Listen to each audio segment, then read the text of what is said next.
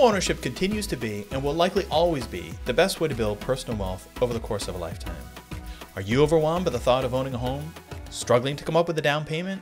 Are there other circumstances holding you back? For answers to these questions and perhaps a few more, stick around.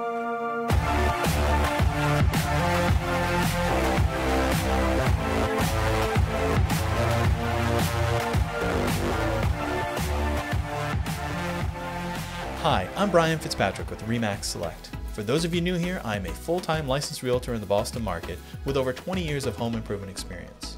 On this channel, we talk all things real estate, from basic buying and selling to market trends and new technology. If you do find these types of videos helpful, please don't forget to subscribe and be sure to hit that notification bell for future videos. So, with that out of the way, let's get into it. Buying your first home. Before we even get started, let's get this out of the way. Do not start by going to open houses. This is a recipe for disaster. Suppose you find the perfect place that is within your budget and ticks all the boxes. That house will haunt you throughout the rest of your search and forever be known as, quote unquote, the one that got away. Also, since this is your first house, be flexible, have an open mind, and try not to be too picky. Maybe start small with a 1 or 2 bedroom condo. This will almost certainly not be your forever home. You just need something within your budget that will retain its value. Our goal here is simple: to start building wealth.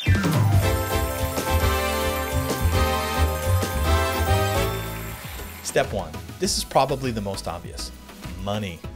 In addition to having a good paying job with steady income, purchasing a home requires a sizable down payment. This is often the biggest hurdle for first-time home buyers. This is where you need to swallow your pride and just make it happen. Stop spending and start saving. I don't care if you need to beg, borrow, or steal in order to come up with it. Okay, maybe don't steal, but it is super important to have the down payment. Target 5%. On a $300,000 condo, that's 15 grand. You have a rich uncle you can ask, maybe a grandparent or another family member. For us, we were fortunate to get the now legendary Nana loan, which was $10,000 cash to be paid back $1,000 a month, interest-free, over 10 months. After a few months, she told us not to worry about it and stop paying, but there was no way we weren't paying her back. Step number 2. Once you've got your financial house in order, it's time to get pre-approved. At the time we purchased our first home back in 1998, everything was done in person and on paper. We had to go to an actual bank and fill out a mortgage application, which was ridiculous. The thing was huge. It was like 500 pages long. It was brutal. You literally had to take like a half day off just to fill this thing out. Today, everything is done online, but I will say this: as a first-time home buyer, I would encourage you to work with a local bank. If it's a competitive situation, sellers may be more receptive to working with a local bank that they are familiar with as opposed to a national bank that they aren't. Step 3. It's time to start building out your team. Start with a good buyer's agent. This should be a realtor who you not only get along with and enjoy speaking to, but will also be able to help quickly identify properties that match your search criteria. Your agent will pull in other resources as needed. Think home inspector, lawyer, movers, etc. Step 4. Now it's going to start getting fun, I promise. Start visiting open houses with your agent. Of course, there will be instances where it's not possible for everyone to attend, but the value in having a buyer's agent, especially as a first-time home buyer, is to help you identify any areas of concern during a home tour. Open houses are a great opportunity to ask a ton of questions. And since you are armed with your pre-approval letter, if you like what you see, you can actually make an offer that same day. All right, let's talk about that. That's step 5, the offer. This is where having, again, a buyer's agent can make all the difference in the world, especially in a competitive market. Personally, I like to reach out to the listing agent to better understand what the seller's motivation is and see if there are any hot buttons. Are they looking to waive the inspection contingency? Are they interested in a quick close, highest offer, financing terms? Is it the earnest money? This information is critical to know before submitting an offer so that you can pull together the most compelling offer possible. In addition, it should be done professionally with all the proper documents: contingencies, pre-approval letter, binder deposit, and lead paint transfer notification if applicable. Step 6.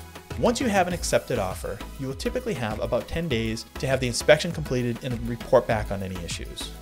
By the way, don't forget to budget about $500 for this. The home inspector won't release the report without being paid first. This is an opportunity to go back to the seller and request any repairs or concessions based on what was found. Unless you are a tradesperson and know exactly what you are looking for, I would absolutely recommend a full home inspection. Our first house was a new construction spec house and came with a 5-year builder's warranty. Given the fact that the builder lived across the street, we opted not to have one, but that really is a fringe case and should be considered an outlier scenario. Step 7. Assuming the inspection doesn't uncover anything unexpected or costly, it's time to move on to the purchase and sale, P&S for short. If you do not have a real estate attorney, I would recommend checking with your local lender. They often have a list of approved vendors that they use to assist their borrowers. If you choose to use someone not on that list and decide to have someone else review the P&S, please note that you will be paying 2 sets of attorney's fees. This is the stage where you provide the seller with the earnest money. This amount can vary, but somewhere between 2 and 5% of the sale price is common. All right, step 8, we are in the home stretch here. One of the last hurdles before closing is the mortgage commitment letter. This is very important. This is provided by the bank and often requested by the seller. If there are conditions attached, they will want to see those cleared. Remember that earnest money you gave the seller at P&S? You run the risk of losing it if you ignore this mortgage commitment date and later discover that the bank will not provide you with a mortgage. Your agent should provide you with a working timeline to keep everything on track so there are no surprises. I have a template that I use. If you want a copy, just reach out in the comments section or email me and I'll be happy to provide it to you. Now it's time for a bonus pro tip.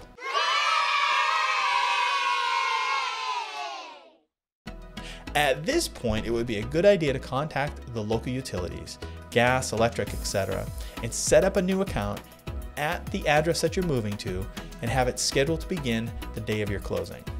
This prevents any type of interruption or billing issues after you've moved in. All right, we've made it. We are now at the final step. Congratulations, you made it to closing.